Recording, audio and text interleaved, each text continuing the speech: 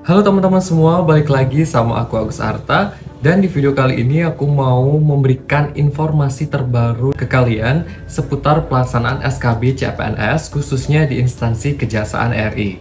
Dan kemarin gitu ya, Biropek telah memposting di Instagramnya terkait jadwal pelaksanaan SKB CAT maupun non-CAT. Dan juga pada video kali ini aku bakal kasih tahu kalian tentang praktek kerja tes SKB khususnya pada formasi pengelola penanganan perkara maupun penjaga tahanan. Oke, untuk mengetahui informasi lengkapnya kalian bisa tonton video aku sampai habis. Kalian jangan skip ya teman-teman, supaya kalian tidak ketinggalan informasi yang aku sampaikan dan kalian juga nggak miss gitu loh, atau supaya kalian juga nggak salah paham gitu terkait informasi yang nanti akan aku sampaikan. Yang pertama, di sini aku bakal kasih tahu kalian terkait jadwal terbaru gitu ya, jadwal terupdate pelaksanaan SKB non-CAT dan juga CAT. Pada tanggal 25 November kemarin, Biropek Kejaksaan telah mengumumkan gitu ya terkait jadwal pelaksanaan SKB-nya. Untuk pelaksanaan SKB non-CAT itu pada tanggal 3 sampai 15 Desember 2023. Sedangkan untuk SKB CAT itu jadwalnya pada tanggal 16 sampai 22 Desember 2023.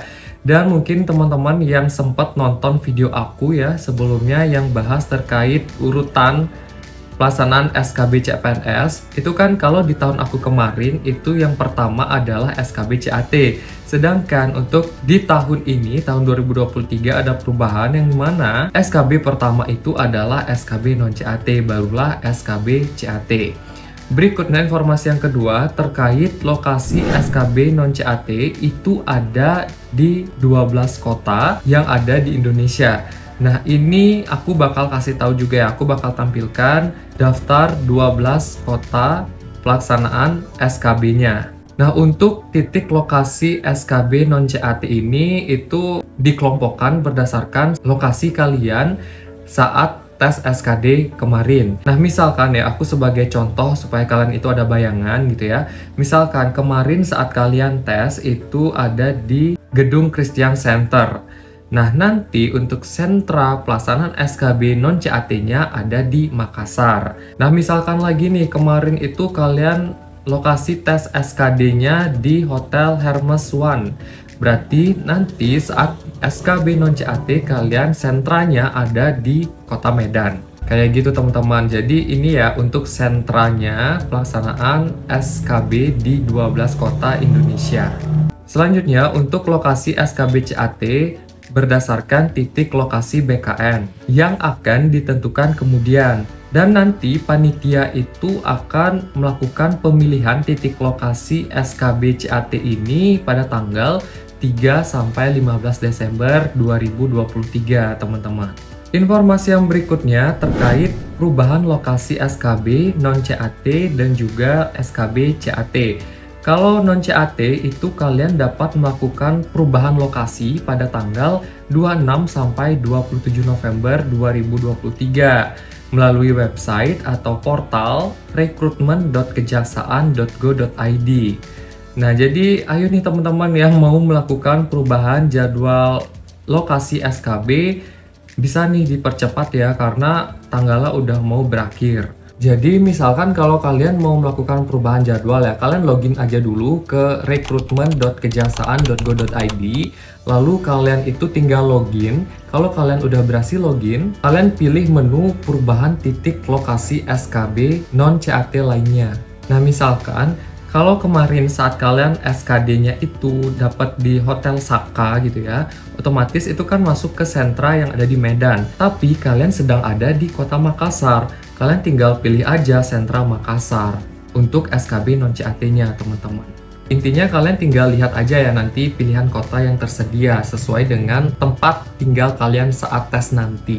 Berikutnya untuk perubahan lokasi SKB CAT itu dilakukan pada tanggal 6 sampai 8 Desember 2023 dengan mengakses portal sscasn.bkn.go.id.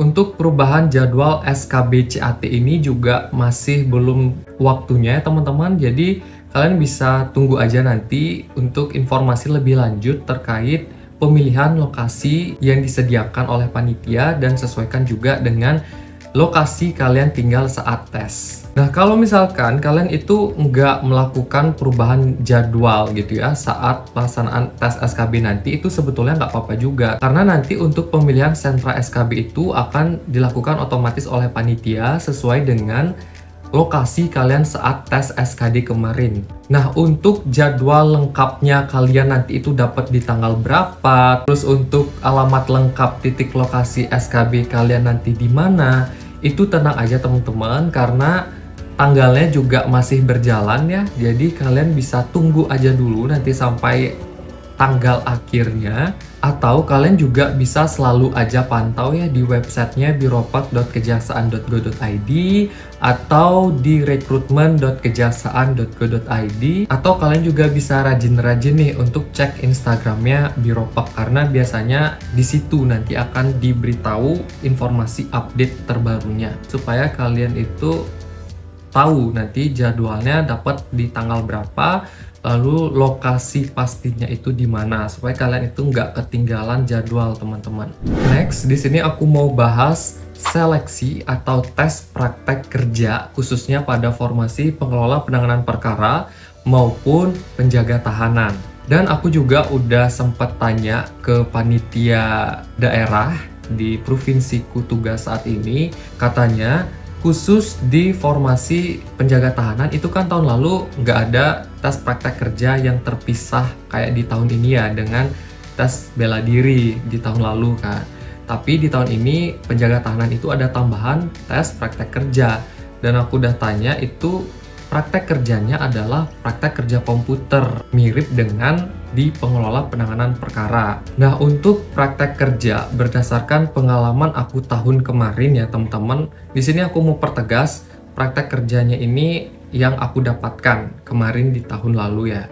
Nah, untuk tahun ini kan infonya juga masih belum pasti ya teman-teman. Aku juga nggak bisa memastikan terkait komponen SKB khususnya pada praktek kerja ini. Cuman aku mau sharing ke kalian praktek kerja yang aku dapatkan saat aku tes kemarin. Itu kita diberikan tiap orang 3 tes, yaitu Microsoft Word, Microsoft Excel, dan juga Microsoft PowerPoint. Intinya setiap orang itu ada 3 tes ini ya, tes komputernya, penguasaan Word, Excel, PowerPoint. Nah, sekarang kan aku mau kasih tahu ke kalian, kira-kira kita disuruh ngapain sih kak di ketiga Microsoft itu kan, yang kalian bingung, yang kalian tanyakan kan. Nah, mungkin di sini aku bakal kasih bocoran ke kalian ya, berdasarkan soal yang aku dapatkan kemarin dan juga berdasarkan soal yang teman-temanku yang kebetulan ada tes praktek kerja juga. Jadi aku simpulkan di sini. Yang pertama, untuk Microsoft Word, nanti bisa saja kalian disuruh untuk membuat nota dinas, atau membuat surat undangan, atau membuat surat cuti, atau membuat surat perintah tugas, dan mungkin surat dinas yang lainnya. Nah, aku kemarin itu dapat disuruh membuat surat izin, teman-teman. Surat izin melakukan perjalanan dinas, kayak gitu. Jadi nanti kalian fokus terhadap petunjuk yang diberikan, instruksi yang sudah ada gitu ya. Kalau misalkan memang kalian disuruh buat surat izin, ya sudah, kalian buat surat izin. Komponen yang tadi aku sampaikan itu bisa jadi salah satu ya teman-teman, yang pastinya salah satu keluar dari yang aku sebutkan barusan itu. Enggak semuanya kok, tenang aja. Cuman satu aja yang tadi aku sampaikan. Nah, alangkah lebih baik gitu ya kalau kalian jaga-jaga gitu, persiapkan diri untuk menguasai dalam pembuatan surat yang sudah aku kasih tahu tadi. Mulai dari kop surat, mulai dari kalimat pembuka, isi, lalu kalimat penutupnya seperti apa, formatnya, letak tanda tangan, letak tanggal, letak nama kalian itu nanti seperti apa. Kalian bisa pelajari dari sekarang teman-teman, kuasai khususnya pembuatan surat dinas itu. Nah, untuk masalah kayak ukuran font, kayak jenis font, itu nanti juga ada dikasih ketentuan. Ya, kalau seandainya tidak ada ketentuan gitu ya, kalian bisa tanya aja ke panitianya. Nggak ada salahnya kok teman-teman. Supaya kalian juga jelas dan nggak bingung nanti harus mengerjakan seperti apa. Oke, mungkin itu ya untuk yang tes Microsoft Word-nya. Berikutnya untuk yang Microsoft Excel. Itu bisa jadi nanti kalian disuruh melakukan pengolahan data dengan fungsi sum, average, max, mean, count, atau mungkin rumus-rumus Excel yang lainnya ya. Atau mungkin juga nih kalian itu bisa mendapatkan instruksi untuk mengolah data dengan rumus VLOOKUP atau HLOOKUP. Atau mungkin kalian disuruh melakukan pengolahan data dengan rumus if. Siapa tahu juga gitu ya, keluar kalian disuruh melakukan pengolahan data dalam bentuk diagram atau mungkin juga dalam fungsi persentase. Kebetulan kalau aku pribadi gambarannya itu nanti akan muncul soal gitu ya. Kalau Excel ini muncul soal, lalu nanti akan ada data-data yang diberikan ke kalian dan kalian tinggal ikutin instruksinya gitu. Apakah disuruh mencari total, atau mungkin disuruh nyari persentase, atau mungkin disuruh nyari rata-rata atau apa gitu, kalian tinggal ikutin aja instruksi yang sudah ada. Kemarin ya aku disuruh melakukan pengolahan data dengan fungsi persentase, terus ada sum juga, lalu mencari rata-rata. Mungkin itu ya terkait penjelasan di Microsoft Excel-nya. Selanjutnya di sini aku bakal kasih tahu untuk tes Microsoft PowerPoint itu seperti apa sih. Jadi yang mungkin nanti kalian akan dapatkan di tes Microsoft PowerPoint adalah membuat slide presentasi tentang perkenalan diri atau membuat slide presentasi semenarik mungkin tentang penyajian suatu data atau informasi, atau mungkin kalian disuruh membuat slide presentasi penyajian data dalam bentuk diagram kayak gitu. Nah, kalau berdasarkan soal yang aku pribadi dapatkan kemarin itu ya teman-teman, aku itu diberikan slide PowerPoint gitu ya. Jadi untuk informasinya kan sudah ada di slide yang diberikan itu. Tugasku adalah membuat presentasi itu menjadi semenarik mungkin. Nah, disitulah kalian akan diuji imajinasi gitu ya. Kalian disuruh menentukan warna, menentukan jenis font, mungkin menentukan bentuk elemen yang bagus, yang cocok atau yang sesuai. Itu intinya adalah buat slide presentasi itu semenarik mungkin dan mudah untuk dibaca gitu teman-teman. Nah, untuk waktu pelaksanaan tes praktek kerja ini ya, seingat aku antara 1 jam atau 1,5 jam gitu ya untuk pengerjaannya, tapi aku agak lupa juga sih teman-teman. Dan untuk tahun ini juga kan aku nggak bisa memastikan ya, siapa tahu ada perubahan dari tahun sebelumnya. Terus kalau misalkan ada yang nanya juga ya, Kak itu menggunakan Microsoft Office tahun berapa sih gitu kan. Nah, seingat aku kemarin, saat aku tes kalau nggak salah itu Microsoft Office tahun 2010 ya.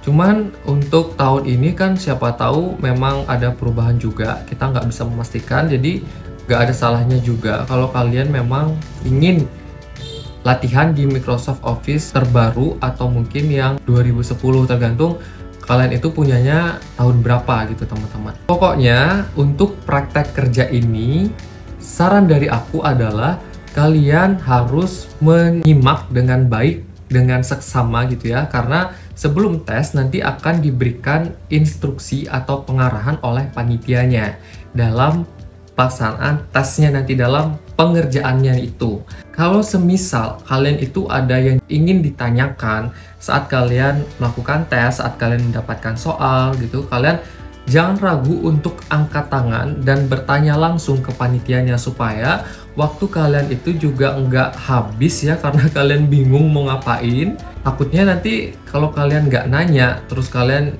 buat-buat asal-asal itu percuma ya, nanti rugi kalian mengerjakannya.